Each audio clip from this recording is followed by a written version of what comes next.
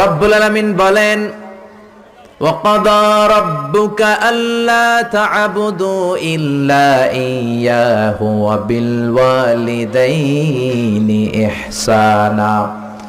আমি আল্লাহর স্পেশাল দুইটা ফয়সালা, আমি আল্লাহর বিশেষ দুইটা ডিসিশন, এগুলো অনর ডিসিশন, এগুলোর নড়চড় হবে না। কথাটা কার? আল্লাহ।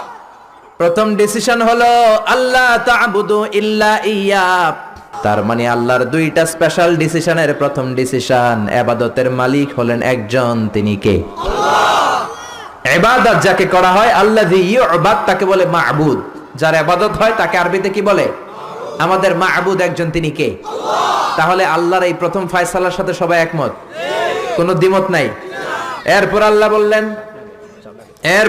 বললেন আমার দুই নাম্বার ফয়সালা শোনো, ওয়াবিল ওয়ালিদাইনি ইহসানা।